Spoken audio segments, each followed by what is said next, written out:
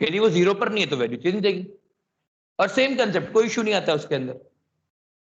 तो आपको ये बात ध्यान देनी होती है कि क्वेश्चन मेकर का थॉट प्रोसेस मैटर करता है। आप पेपर में ये नहीं बोल सकते हैं सर इसका तो रेशियो नहीं बन रहा है, क्या मजाक है। क्वेश्चन मेकर का ऑब्जेक्टिव है कि आपको स्टेबिलिटी जज करनी है। क्लियर है? क्या ऑर्डर आएगा?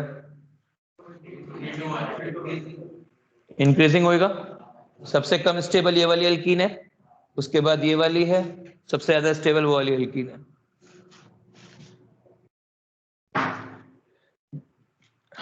जैसे HOC पर कार्बन है वैसे HOH पर डबल बॉन्ड होता है। सर बोल भाई। सर आपकी स्क्रीन मतलब पूरी कुछ दिख ही नहीं रहा, पूरा ब्लैंक है वो। क्या बात कर रहा है यार? सर मतलब पूरा वो ब्लैंक बोर्ड कैसे का दिखेगा? ब्लैक मतलब नहीं, मतलब व्हाइट दिख रहा है लेकिन कुछ आपने लिखा है ऐसे दिख ही नहीं रहा, व्हाइट ही दिख रहा है ऑलमोस्ट पूरा। यार प्रॉब्लम ये है कि आज लाइट नहीं आ रही है यहाँ पे, और लाइट नहीं आने की वजह से है ना बोर्ड इल्यूमिनेट नहीं हो सकता है, और थोड़ा सा भी लाइट नहीं है तो फिर समस्या रहती है। ठीक है, तू चाहे तो तेरे को कुछ काला काला दिख रहा है बोर्ड पे, कुछ काला काला भी नहीं दिख रहा है, वरना मेरी हैंडराइटिंग बहुत इंप्रूव की है पिछले कुछ महीनों में। नहीं सर कुछ नहीं दिख रहा, मुझे आप भी। अरे ऐसा मत बोल, मैं नहीं दिख रहा भाई, यदि मैं नहीं दिख रहा तो आंखों का इलाज कराना पड़ेगा। तेरी स्क्रीन नहीं दिख सर रही आप है दिख रहे मुझे। हो लेकिन आप दिख रही है ना तेरे को? यस सर, उपदेश ठीक है, शानदार, किसी को तो दिख रहा है। चलो ओ भाई तू थोड़ा ऊंचा होगा। यदि एक को दिख रहा है एक को नहीं दिख रहा है, इसका मतलब है कि फिर तो हमारे लाइट का नहीं आंखों का इशू है। अभी कुछ साफ हुआ? Hello hello, mike testing. Yes हाँ सर सर। अभी थोड़ा क्लियर है, होगा थोड़ा देर के लिए।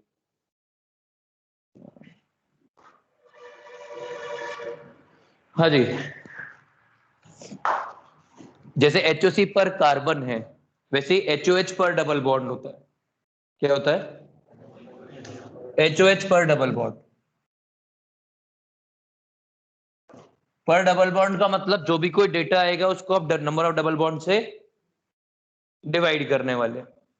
तो ये क्या नंबर ऑफ डबल बॉन्ड के ऊपर डिपेंड कर सकता है? ये वाला डेटा किसके ऊपर डिपेंड करेगा? स्टेबिलिटी पर डिपेंड करेगा।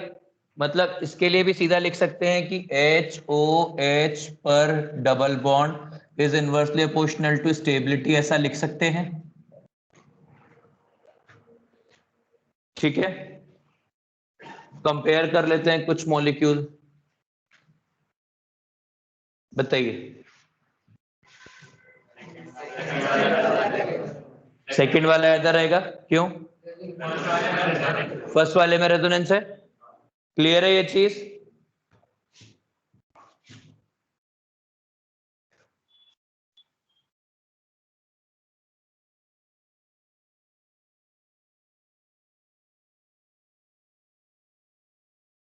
किसका इधर रहेगा?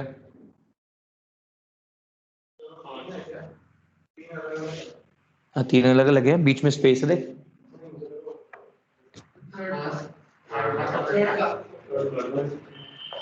सीधा स्टेबिलिटी जज कर रहे हैं, कोई समस्या नहीं है।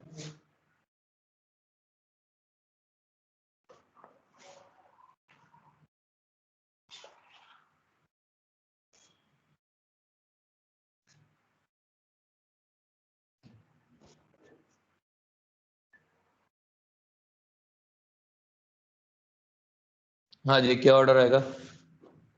6 वो एक साथ है, ये पूरा का 6 का क्वेश्चन है।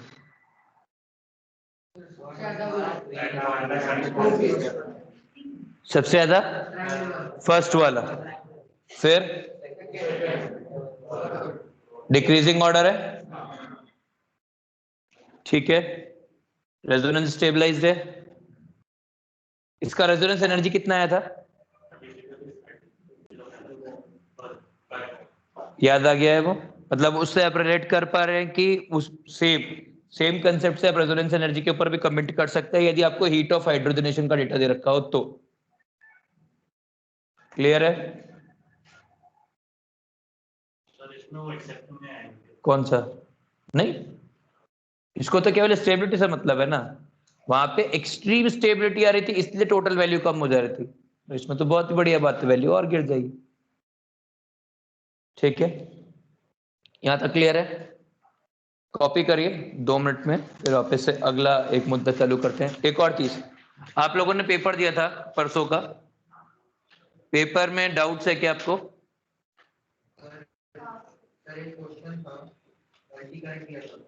मल्टी करेक्ट किया था?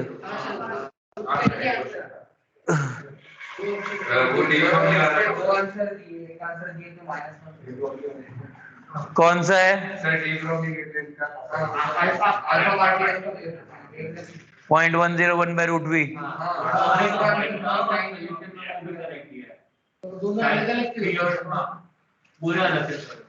तो डी मल्टीपल करेक्ट दे दिया है वो, पर वो गलत है ना ऑप्शन, तो मैंने दिया है।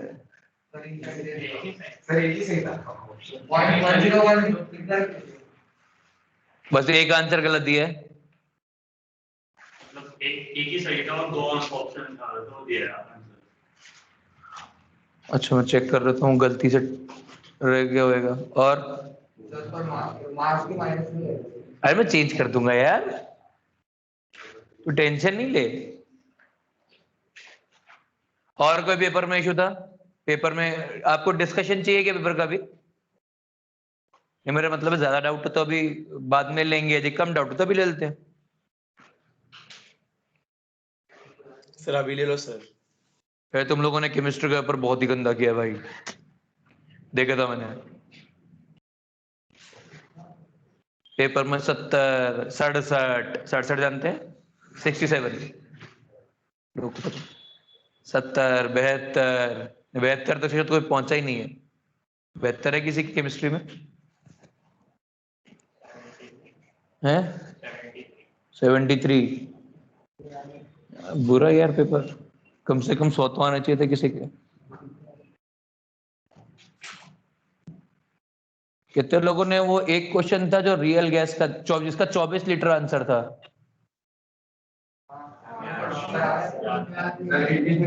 हाँ, इंटीजर में 24 लीटर आंसर था।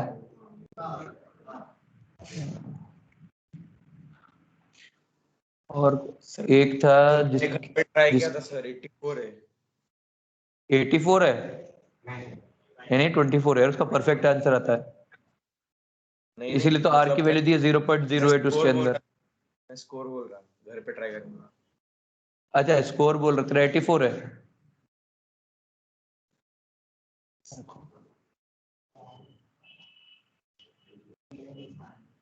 घर पे ट्राई करके, घर पे ट्राई करके इधर।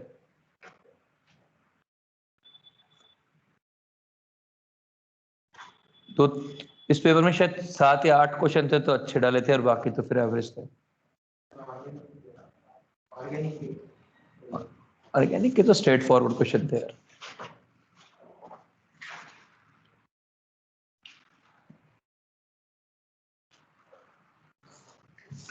पेपर कौन गया?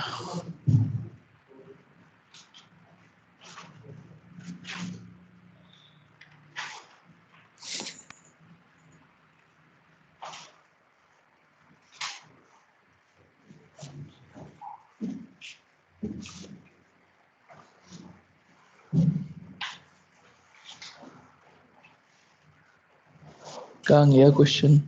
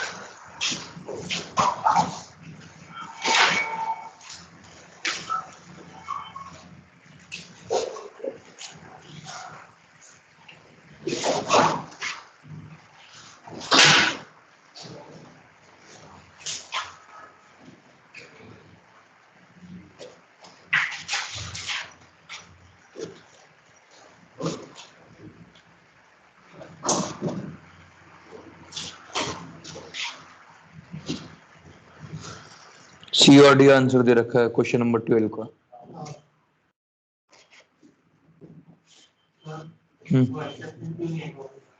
क्या एक्सेप्शन क्या था वो? क्या चॉइस का कमी तो आ रहा था, एक्सेप्शन किस बात का? भाई उस एक्सेप्शन की वजह से वैल्यू थोड़ी ज्यादा डिक्रीज कर जाएगी। अभी आपको दो चीजें पता लग गई है कि यदि कंपाउंड का मॉलिक्यूलर फॉर्मूला सेम हो तो आप HOC और HOH दोनों को स्टेबिलिटी के लिए जज कर सकते हो, है ना? मतलब यदि आपको दो कंपाउंड दिए गए हैं, दोनों का मॉलिक्यूलर फॉर्मूला सेम है, दोनों में से दोनों का HOC या HOH का डेटा दे रखा है, तो क्या आप बता सकते हैं कि कौन सा कंपाउंड कितना स्टेबल है या कौन सा कंपाउंड ज्यादा स्टेबल है? पक्का? दोनों में से ज्यादा करेक्ट पैरामीटर कौन सा होगा?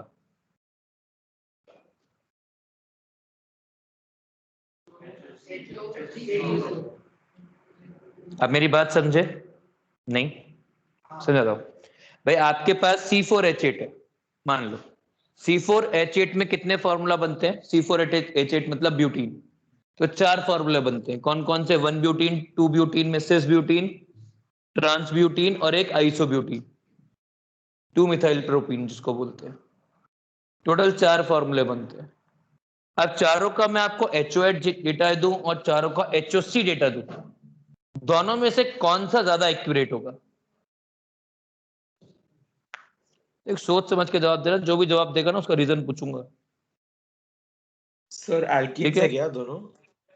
आप सारी एल्कीन्स है ना, C4H8 मतलब एल्कीन होगी। तो मैं आपसे जानना चाहता हूं कि यदि अपने पास चारों एक फॉर्मूले के सारे कंपाउंड दे रखे हैं और सब अनसैचुरेटेड है, तो सी बात है फॉर्मूला सेम है तो सबका DU भी सेम आएगा। मेरे पास HOC डेटा है या HOH या दोनों डेटा है मान लो, तो which data will be more accurate to जज स्टेबिलिटी? कौन बोला? क्यों? HOH में डबल बॉन्ड होता है, ऑलमोस्ट सेम ही रहेंगे सब लगभग। और कुछ?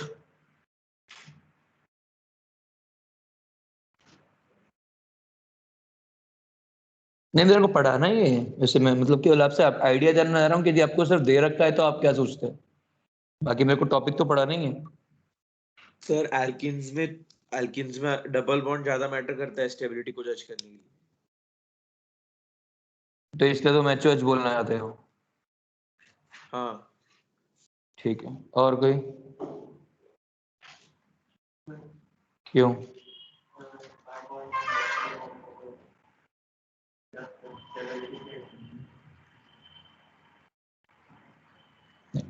HOC। यहां पर अपन पहली बार एक और चीज पढ़ते हैं, इसको बोलते हैं रिएक्शन कोऑर्डिनेट ग्राफ। क्या बोलते हैं? Reaction coordinate graph. और ये ग्राफ आपको बताएगा कि किसी भी सिस्टम में कितनी एनर्जी का एक्सचेंज हो रहा है।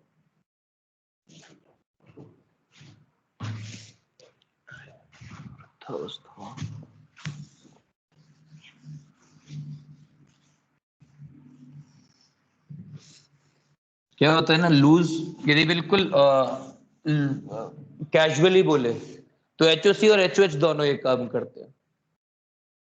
पर यदि बिल्कुल स्पेसिफिक डेटा पर चले जाए ना, तो HOH का और HOC का जो कंपैरिजन है कि which is a better method या which is a better representative of stability, तो उसमें HOH कहीं आता ही नहीं।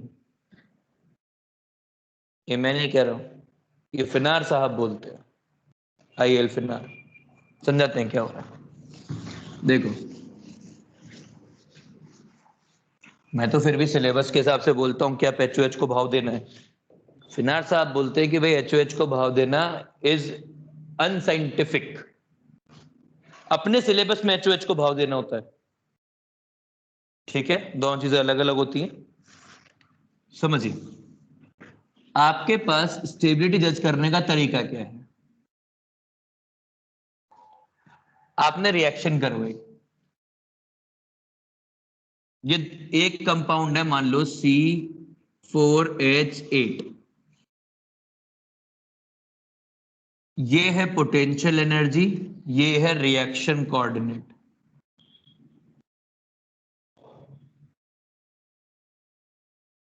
रिएक्शन कोऑर्डिनेट या टाइम, जो LHS होती है इसके अंदर, LHS होती है रिएक्टेंट, और RHS क्या होता है? ये होता है प्रोडक्ट।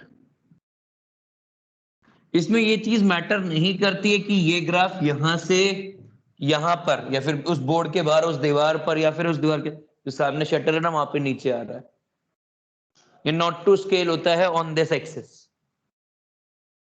ये जो स्केलिंग होती है वो केवल Y एक्सिस की होती है, X एक्सिस की स्केलिंग नहीं होती है इस ग्राफ के अंदर।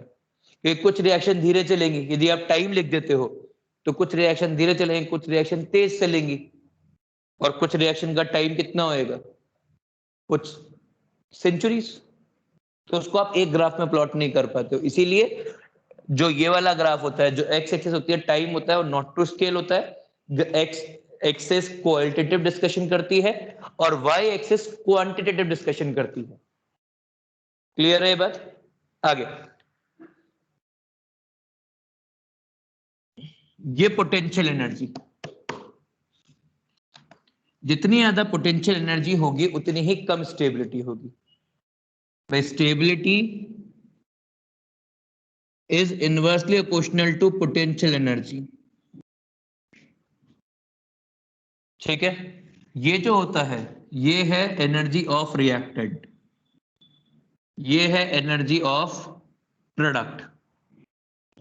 यदि आप एनर्जी ऑफ रिएक्टेंट को ऐसे लेके जाओ और ये डिफरेंस देखोगे, ये जो डिफरेंस है ये होती है एक्टिवेशन एनर्जी।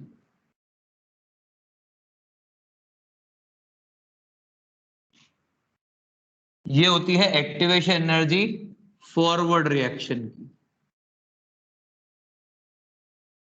और ये होता है एक्टिवेशन एनर्जी, मतलब पूरा यहां से लेकर और यहां तक, ये होता है एक्टिवेशन एनर्जी बैकवर्ड रिएक्शन की।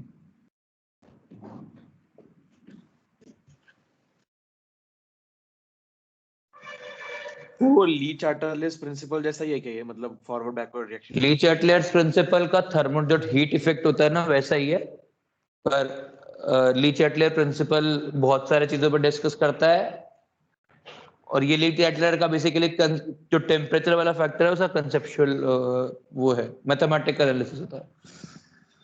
ये ग्राफ होता है। एक्टिवेशन एनर्जी क्या होती है समझे? थोड़ा सा फिजिकल वाले फॉर्म में जाते हैं। मॉलिक्यूल्स को रिएक्ट करने के लिए एक मिनिमम अमाउंट ऑफ एनर्जी लगती है।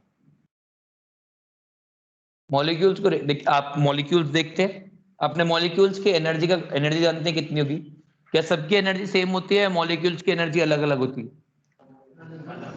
अलग अलग होती है। कहाँ पढ़ा है आपने? केटीजी। ये मॉलिक्यूल्स की एनर्जी अलग अलग होती है, तो उनकी वेलोसिटी अलग अलग होती है।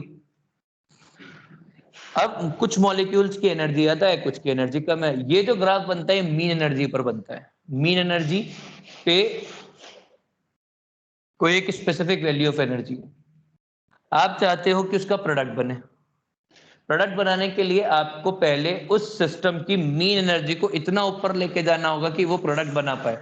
ये स्लाइड्स होती है ना, वो रोलर कोस्टर राइड्स, ये पहले ऊपर लेके आते हैं, फिर ऊपर ले जाने के बाद वो एक पीक पॉइंट आता है। आप जिधर को धक्का दोगे गाड़ी उधर को, मतलब यदि आप आगे को धक्का दोगे तो गाड़ी आगे जाएगी, पीछे को धक्का दोगे तो गाड़ी पीछे जाएगी। बट सिंस यहां से एनर्जी मिल रही है, ये ऊपर पहुंच गया, ये वाला पॉइंट फॉरवर्ड और बैकवर्ड दोनों के लिए कॉमन होएगा और उसके बाद रिएक्शन सीधा आगे आ जाती है। समझ में आता है? जितनी ज्यादा एनर्जी होगी, मतलब इतना ज्यादा उस पीक के क्लोज होगा, उतनी ज्यादा मॉलिक्यूलर पहले से एनर्जी होगी। वही रोलर कोस्टर राइड की तरह कि यदि मान लीजिए कि आपके पास रिएक्टेंट है, वो ये रोलर कोस्टर राइड का पीक है, ये एक यहां पर एक यहां पर है, तो किसकी एनर्जी ज्यादा होगी? इस वाले पॉइंट की एनर्जी ज्यादा होगी। सेम रिलेशन है। यहां तक क्लियर है? अब ये प्रोडक्ट है, ये यहां तक आ गया, इसके बाद ये नीचे आया। जितना ज्यादा नीचे आएगा प्रोडक्ट उतना ही, मतलब प्रोडक्ट उतना ही स्टेबल बनता चला जाएगा। ये जो डिफरेंस है energy of product minus energy of reactant, ये होती है डेल्टा एच रिएक्शन। ये क्या होती है? Delta H reaction. ये होता है नेट एंथैल्पी चेंज। इसका क्या मतलब है जरा समझना। ये वाला आपने सप्लाई किया, एक्टिवेशन एनर्जी फॉरवर्ड आपने सप्लाई किया यहां तक ले जाने के लिए, एक्टिवेशन एनर्जी बैकवर्ड आपको मिला जब ये ऊपर से रिएक्टेंट नीचे आया तो प्रोडक्ट फॉर्म बनाने के लिए, तो ये एनर्जी आपने सप्लाई की, ये आपको मिली, जो डिफरेंस होगा वो आपको मिला। हाँ है ना? ये क्लियर है? ये डेल्टा एच रिएक्शन है। अब यदि मुझे स्टेबिलिटी जज करनी है तो हम क्या करते हैं, हमने दो कंपाउंड लिए सेम फॉर्मूला के, ये है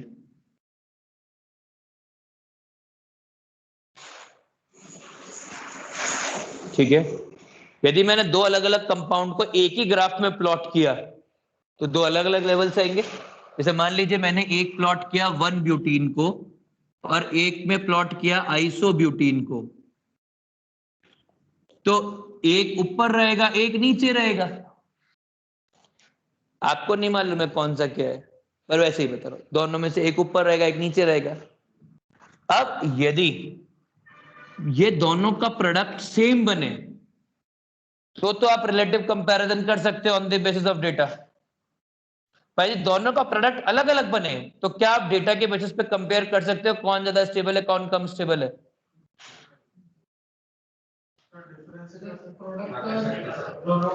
भाई भाई कम से कम एक पॉइंट तो सेम रहना चाहिए, तभी तो कंपैरिजन करोगे। आइदर दिस पॉइंट और दिस पॉइंट, रिएक्टेंट अलग अलग है तो प्रोडक्ट पॉइंट सेम होना चाहिए। यदि मैं ये कंबशन डेटा लिखता हूं तो ऐसे कंबशन डेटा के अंदर आइसोब्यूटीन लिखा, ये सॉरी 1 ब्यूटीन लिखा, 2 ब्यूटीन सिस ट्रांस लिखा, 2 ब्यूटीन सिस लिखा और आइसोब्यूटीन लिखा, इन सबको मैंने बर्न कराया, क्या बनेगा? सब में 4 CO2 प्लस 4 H2O बनेगा। हाँ है ना? मतलब प्रोडक्ट रेफरेंस सेम आ गया, मतलब प्रोडक्ट रेफरेंस सेम आ गया। यदि प्रोडक्ट रेफरेंस सेम है तो आप LHS के ऊपर कंपैरिजन कर सकते हो कि जिसका HOC ज्यादा उसकी स्टेबिलिटी कम, क्योंकि ये वाले का HOC मान लो ये है HOC1 और ये है HOC2, तो इसका HOC ज्यादा उसकी स्टेबिलिटी कम। पर वो केवल कब कंपेयर कर पाए? जब दोनों में से एक रेफरेंस सेम हुआ। बात समझ में आई? पक्का?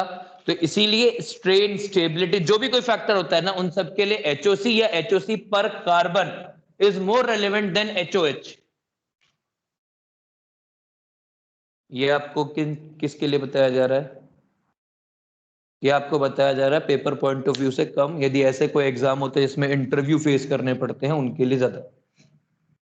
ये बहुत अच्छे इंटरव्यू पॉइंट्स बनते हैं कि आपको डेटा दे रखा है कंपेयर करना है, तो which would be more relevant. Interviews किस किस एग्जाम में होते हैं? इस साल नहीं है, अगली साल होएगा। और ट्रिपल IIT हैदराबाद। ठीक है, आगे बढ़े।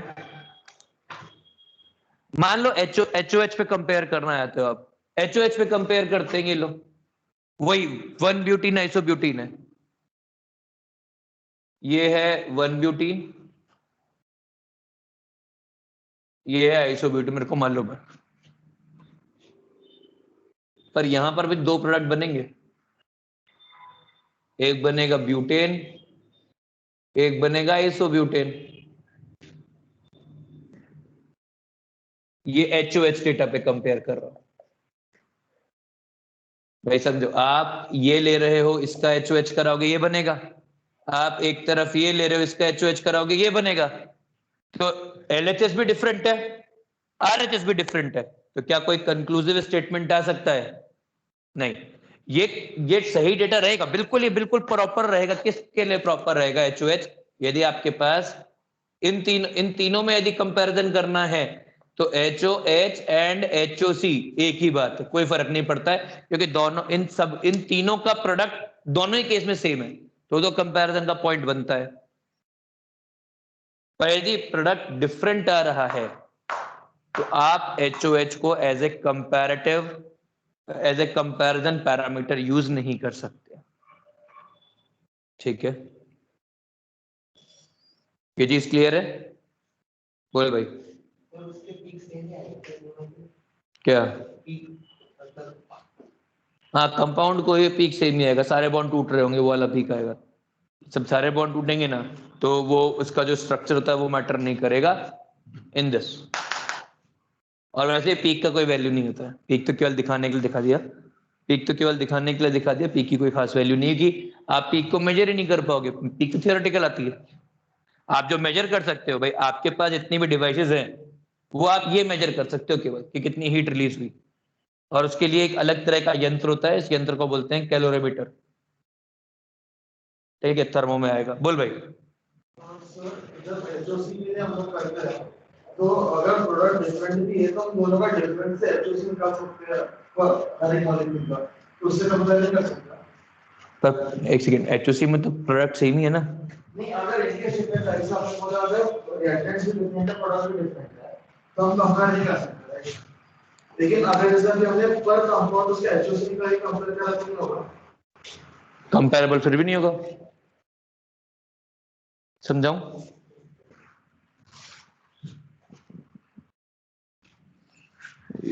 इधर ही लिखना पड़ेगा ना, ये देख, ये है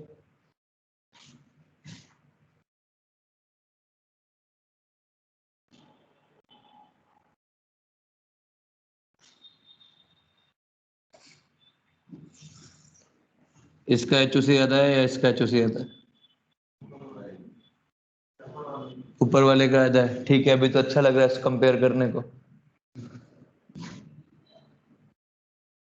तेरा वाला एग्जांपल, अब मेरा वाला एग्जांपल देख।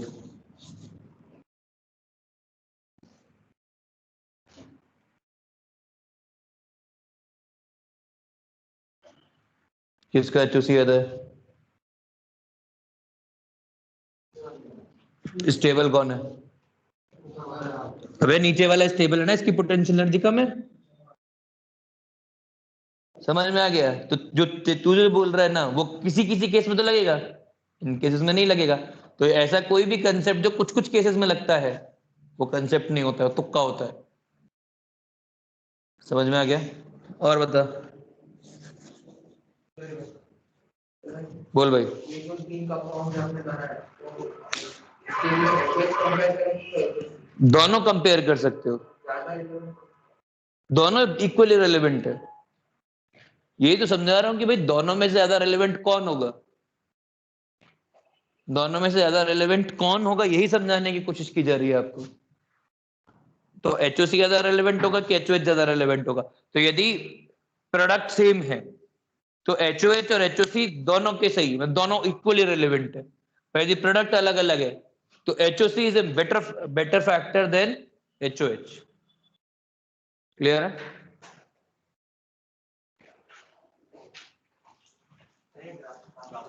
क्या? Potential energy reaction coordinate graph, PE reaction coordinate graph for stability of compound.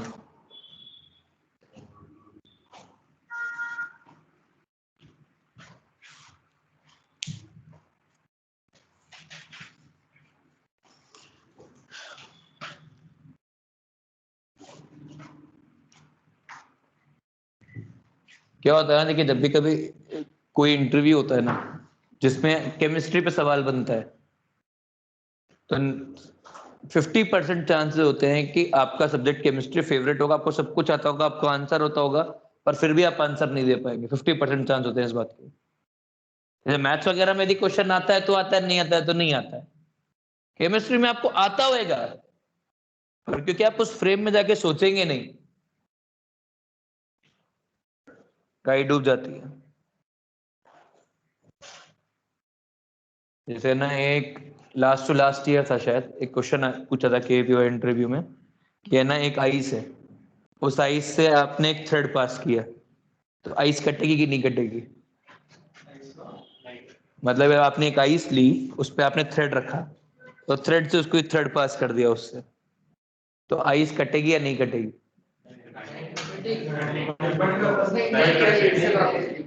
नहीं कटती। मुद्दा यही था, नहीं कटती। जैसे उसने बोला नहीं कटती, तो सवाल था क्यों नहीं कटती?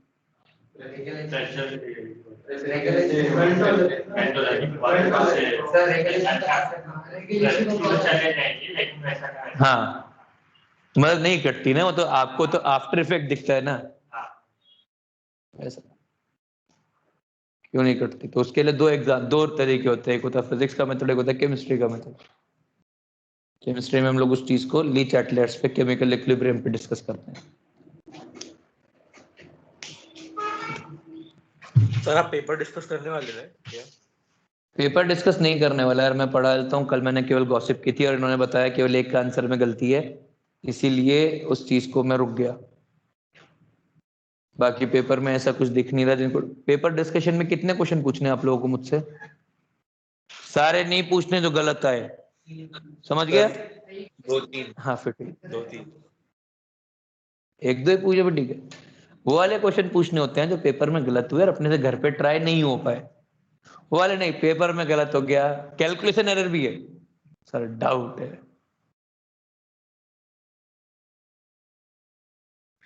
आज क्या बार है? वेडनेसडे है ना आज? आप लोग का डीपीपी चालू करना है भाई।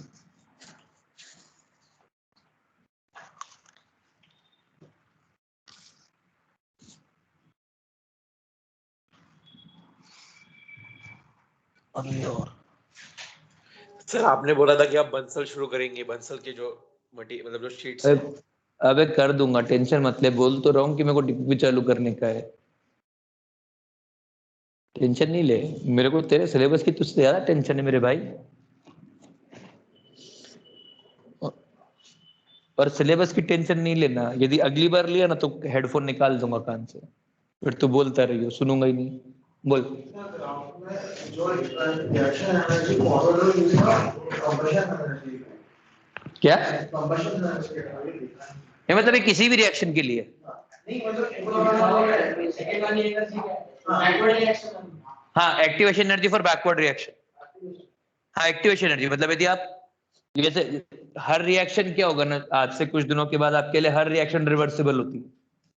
सिर्फ फॉरवर्ड वाला कंसेप्ट नहीं होता है, जो प्रोडक्ट है वो कभी ना कभी रिएक्टेंट बन ही आता है। तो वो यदि आप फॉरवर्ड लेके आओगे, यदि यहाँ से यहाँ आ रहे हो तो एक्टिवेशन एनर्जी फॉरवर्ड है, और यदि यहाँ से यहाँ लेके जा रहे हो तो एक्टिवेशन एनर्जी बैकवर्ड है। गुप्ता सर ने बोला टाइम पे क्लास छोड़नी है।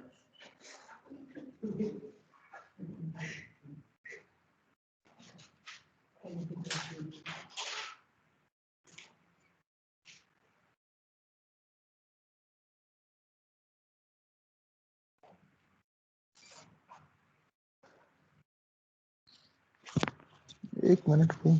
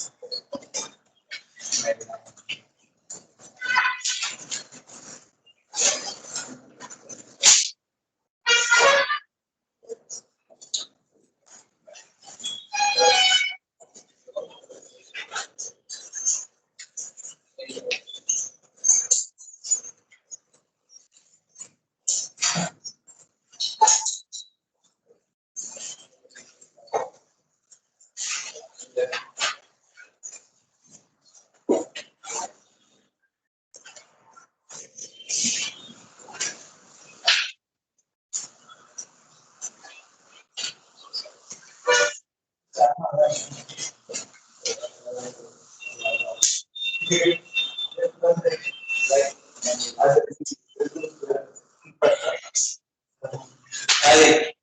गया टॉपिक?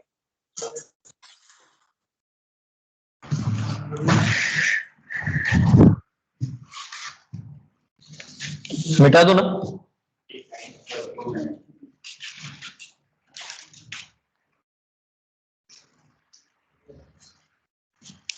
क्या रेजोनेंस एनर्जी से स्टेबिलिटी कंपेयर की जा सकती है? नहीं, सिर्फ रेजोनेंस एनर्जी से कुछ नहीं होता है, ये गलत वे में नहीं जीना है। देखिए कुछ मिसकंसेप्शंस नहीं होती है। एरोमेटिक कंपाउंड सबसे स्टेबल होते हैं, नॉनसेंस मिसकंसेप्शन। ऐसे दुनिया में almost 95% of the compound which are non-aromatic are more stable than aromatic compounds in cation, anionic and neutral form. Data wise होना भी चाहिए। सर फिर हम जो केसेस करते हैं उसमें रेजोनेंस और एरोमेटिक की वजह से हम उसको ज्यादा बोलते हैं। भाई तुम जो करते हो ना उसका मतलब ये होता है they are stable than what they should be. मतलब ऐसा है कि मैं गरीब आदमी हूं और आपने मेरे को मेरे पास 100 रुपए, तो मैं रिलेटिवली अमीर हूं, तो पर मैं क्या सर थोड़े लेफ्ट होने से हमें दिख नहीं रहा कुछ भी। अरे वो कॉपी कर रहे हैं सब लोग इसलिए लेफ्ट नहीं आ सकता। वे ऐसा है कि मान लो मेरे पास, मैं पहले बिल्कुल कुछ नहीं जेब में, अभी मेरी जेब में 100 रुपए रखे, मैं अमीर हो गया पहले से, पर क्या अब आप मेरे को अमेजन के मालिक से कंपेयर करोगे कि मैं अमेजन के मालिक से अमीर हूं? समझ में आ गया? तो वो केवल अपने रिलेटिव पोजीशन के कंपैरिजन में स्टेबल हुआ है, वैसा नहीं कि एब्सोल्यूट सेंस में उस स्टेबिलिटी की कोई मायने नहीं है।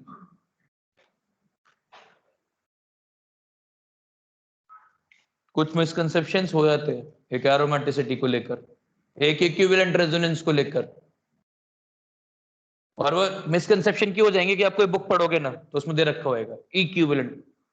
हर किसी को मना करो किताब पढ़ने के लिए, पर हर बच्चा वैसे एक ही ऐसा गधा होता है कि नहीं मैं कुछ तो पढ़ूंगा, तो उसमें ऐसा लिखा रहता है कि भाई equivalent resonating structures are more stable than non equivalent resonating structures.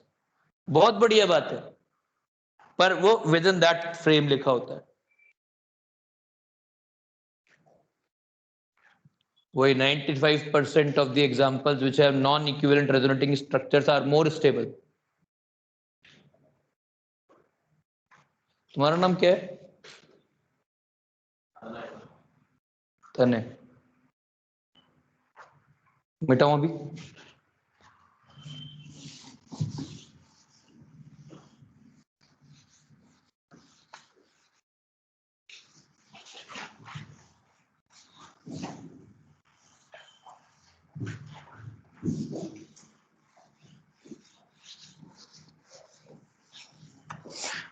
चलिए 10 मिनट बचे मेरे साथ में बस। 8:45 में 10 मिनट है ना। एक और कार्बोकटायन स्टेबिलिटी पैरामीटर, एक और कार्बोकटायन स्टेबिलिटी में फैक्टर लगता है कभी कभी।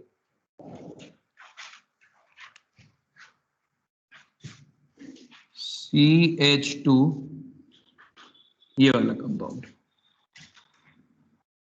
ये वाला कार्बोकटायन बहुत स्टेबल है। तो बहुत स्टेबल का मतलब है it is as good as tropylium, aromatic, 7 equivalent resonating structure होंगे, बट दिस नियरली, थोड़ा सा कम है, ऐसा नहीं है कि बिल्कुल ही बराबर है, डेटा वाइज हल्का सा कम आता है, पर उस रेंज का है जो कंपैरेबल रेंज में चले जाते हैं। मतलब है 20 है तो 19 वाली रेंज में, और ये इससे ज्यादा स्टेबल है। पर यहाँ पे क्योंकि रेजोनेंस ज्यादा है तो इसीलिए सिर्फ एरोमेटिसिटी उसको नहीं बीट कर पाती है। इसके पीछे रीजन क्या है? इसके पीछे रीजन होता है सिग्मा बॉन्ड रेजोनेंस या डांसिंग रेजोनेंस।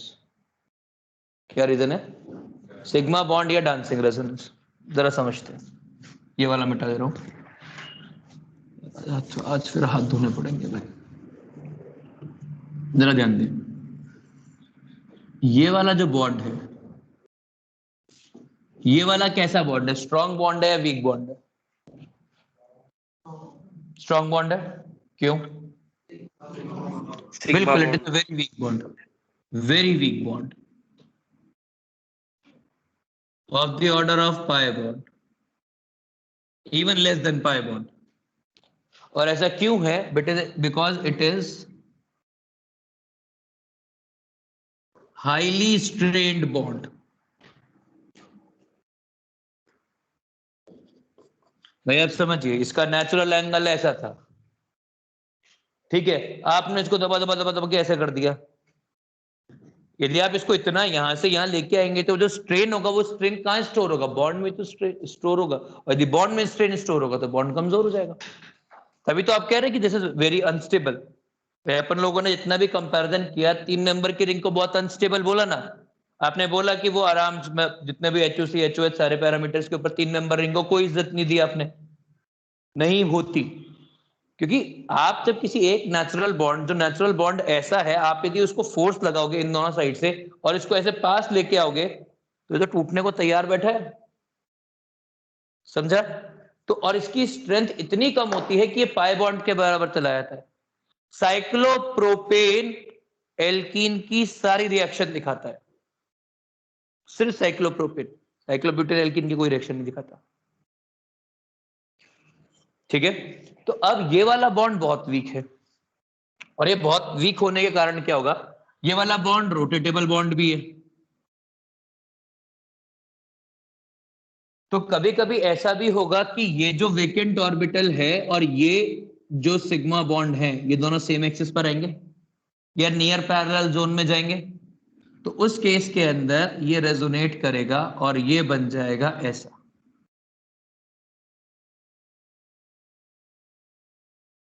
ये वाला बॉन्ड इधर शिफ्ट कर गया, या फिर ऐसा। समझ में आ गया? इस चीज को बोलते हैं सिग्मा बॉन्ड रेजोनेंस या डांसिंग रेजोनेंस। सर लेकिन पाई बॉन्ड का डीलोकलाइजेशन है पूरा, मतलब रेजोनेंस का, मतलब ये सिग्मा तो इसीलिए तो बॉन्ड सिग्मा बॉन्ड बोला है, इसीलिए तो इसका नाम अलग है, सिग्मा बॉन्ड रेजोनेंस या फिर डांसिंग रेजोनेंस। सर ये बस ये वाले कंपाउंड में होता है क्या? हाँ बिल्कुल, सिर्फ इसे 3 मेंबर वाले रिंग में ही होता है, ठीक है। जितना ज्यादा डिलोकलाइजेशन होगा उतना बेहतर। अब ऐसा क्या हुआ है कि इसमें स्टेबिलिटी इतनी ज्यादा आई? समझिए, जब भी कभी रेजोनेंस होती है ना, तो पाई बॉन्ड ब्रेक करता है और वो कहीं और जाता है, ऐसा ही होता है। बॉन्ड जितना इजी टू ब्रेक होगा उतना ही एफिशिएंट ओवरलैपिंग होगी अगले वाले में। नींद आ रही है? चुटकुला सुनो, चुटकुला सुनो, चुटकुला। यदि ऐसा तूने मेरे को और मैंने तेरे को नहीं देखा होता, थोड़ी देर के बाद बिस्तर पे से इधर ध्यान दें। तो बेसिकली यदि आपके पास इलेक्ट्रॉन यहां से यहां जा रहे हैं, तो यहां से जितने ज्यादा इजीली डिटैचेबल यहां पर होंगे उतनी ही आराम से आगे मूव कर पाएंगे। तो इतना वीक ये डोनर बॉन्ड होगा उतना ही बेटर या उतनी ही एफिशिएंट ओवरलैपिंग नेक्स्ट हो पाएगी, और ये बहुत कमजोर बॉन्ड होता है, मतलब it is weaker than pi bond. CC pi bond से वीकर बॉन्ड होता है डेटा वाइज, क्योंकि इतना स्ट्रेन नहीं हैंडल होता है। भाई पाई बॉन्ड वीक क्यों होता है? क्योंकि वो स्ट्रेन्ड बॉन्ड होता है। पता है आपको ये बात? ये बात अपन डिस्कस कर चुके हैं कि पाई बॉन्ड बनाने में स्ट्रेन आता है कि भाई आपके पास जो नेचुरल एक्सिस है ऑर्बिटल्स की वजह से आप इसको ऐसे धक्का दे रहे हो, दबा रहे हो, तो इसलिए पाई बॉन्ड बन रहा है ना। यदि आप नेचुरल एक्सिस की बात करोगे तो ये है, यहां तक लेके आए हो तो आपको इसको एक्स्ट्रा फोर्स लगानी पड़ेगी, एक्स्ट्रा फोर्स लगानी पड़ेगी तो स्ट्रेन आएगा। वैसा ही तो इसके साथ भी है कि यहाँ पर इसका नेचुरल एक्सिस, इसको आप दबाओगे तो स्ट्रेन आएगा, स्ट्रेन आएगा तो बॉन्ड कमजोर होगा ही होगा, और यदि बॉन्ड कमजोर होगा तो बॉन्ड इजीली टूटेगा भी। और ये वाला बॉन्ड इतना कमजोर होता है, बहुत आराम से टूटता है, और ये वाले रेजोनेटिंग स्ट्रक्चर बहुत आराम से बनते हैं, इसीलिए ये ज्यादा स्टेबल है। और ये जो कंपाउंड है C,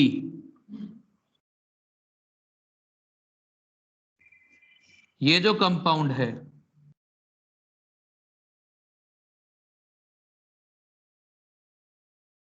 this compound is most stable hydrocarbon carbocation.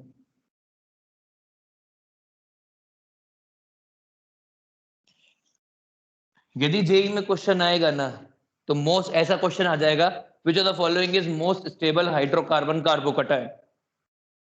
ठीक है, तो दो तरह से बनेगा, या तो ये वाला ऑप्शन देके बनेगा या तो ट्रोपिलियम आयन देके बनेगा।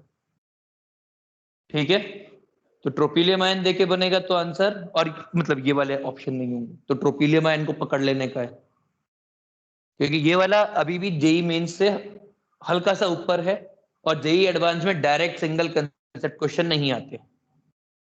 ठीक है, पर क्योंकि अपने को मालूम नहीं होता है कि आगे का ट्रेंड क्या जाएगा इतने सारे पेपर्स बनने के बाद, क्योंकि अब की बार भी ऐसा है कि 32 पेपर बनेंगे केमिस्ट्री के, 4 सेट होंगे, 4 शिफ्ट्स होंगी, तो फिर क्या होता है जैसे जैसे सिलेबस बढ़ते, जैसे जैसे पेपर बढ़ते आते हैं ना, वैसे सिलेबस की रेंज बढ़ती आती है। तो इस चीज को वैसे याद रखिएगा। जनरली यदि आपको डिस्कस नहीं किया हुआ है तो मोस्ट स्टेबल, मतलब यदि आपको कुछ नहीं दे रखा है और ऑप्शन के अंदर ये भी दे रखा है और ट्रोपिलियम आयन भी दे रखा है, तो which is more stable hydrocarbon carbocation, this is, and in absolute sense this is the most stable hydrocarbon carbocation. वरना दूसरे केस में क्या होता है ना, वो ट्रोपिलियम आयन देके छोड़ देते हैं। अब क्या है, वो स्टूडेंट्स फ्रेम वही होता है, सर तो गलत ऑप्शन है, सबसे स्टेबल तो ये, इसलिए वहां पर भी मैंने लिखवाया होगा it is most stable hydrocarbon carbocation, यहां पर भी लिखवा रहा हूं, पर इन एब्सोल्यूट सेंस ट्रोपिलियम आयन यहां आता है और ट्रोपिलियम आयन यहां आने के बाद ये ऐसा बनता है इन एब्सोल्यूट सेंस। क्लियर है? श्योर? कॉपी कर लीजिए, कल मिलेंगे। और कल मुझे पढ़ाना है, कल मुझे कुछ पढ़ाना, हाँ मुझे कल पढ़ाना है ऑर्थो इफेक्ट्स, मुझे याद दिलाना है, मैं ऑर्थो इफेक्ट से चालू करूंगा। नहीं करूंगा ही नहीं कल। सर आपने बोला ये कंपाउंड सारे एल्कीन्स के रिएक्शन बताता है, मतलब जैसे तुम क्या होगा ना, एल्कीन की कोई रिएक्शन जानते हो, जैसे तुमने H2 वाली H2Na वाली की होगी, saturation of vegetable oil 10th में कराते हैं ना, वो ये करता है, वह करता है, इतना कमजोर बॉन्ड टूटता है, H2PD के साथ रिएक्शन कराएगा इसकी, मतलब इसकी रिएक्शन तो H2Na के साथ कराएगा तो बनता ही। ठीक है, और रिएक्शन बता HCl वाली, मैंने KPY के लेक्चर देखे होंगे तो मैंने HCl की रिएक्शन करवाई, देता ही, Br2 की रिएक्शन देता है, सब देता है। सर वो आप रेजोनेटिंग स्ट्रक्चर्स बनाना सिखाने वाले थे, वो सिखाएंगे, टेंशन नहीं ले, सब है मेरे दिमाग में, पर अभी पहले मैं जब HOC करा रहा हूँ तो HOC खत्म करूंगा, HOC चालू था, अब कल मैं ऑर्थो इफेक्ट्स कराऊंगा और फिर मैं एसिड बेस रिएक्शन कराऊंगा, एसिड बेस रिएक्शन और प्रेसिपिटेशन रिएक्शन, उसके बाद GOC खत्म, उसके बाद एक क्लास या आधा घंटा अपन रेजोनेटिंग स्ट्रक्चर्स काउंट करने के लिए देंगे, जो केवल 2 टॉपिक कराने, एक ऑर्थो इफेक्ट्स और एक एसिड बेस रिएक्शंस। और मतलब और एसिड बेस रिएक्शन को एक लेक्चर से ऊपर लगता है, तो करीबन 1.5-2 लेक्चर लगेगा।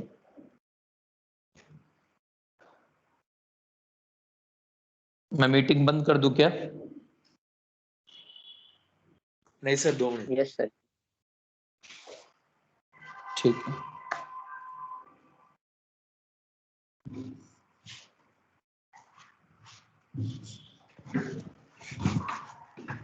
रिकॉर्ड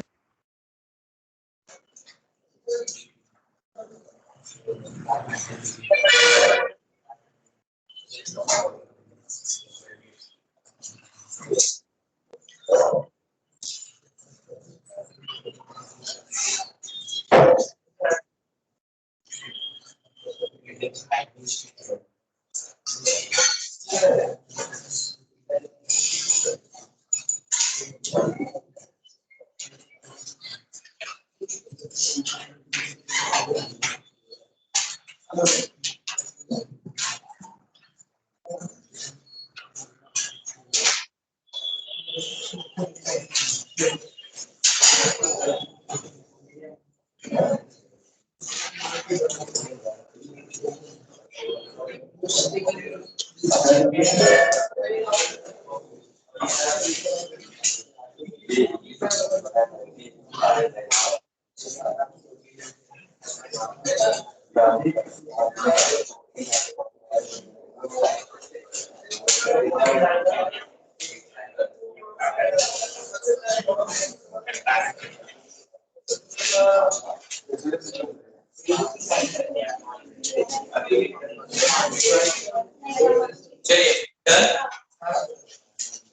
मैं मीटिंग बंद कर रहा हूँ।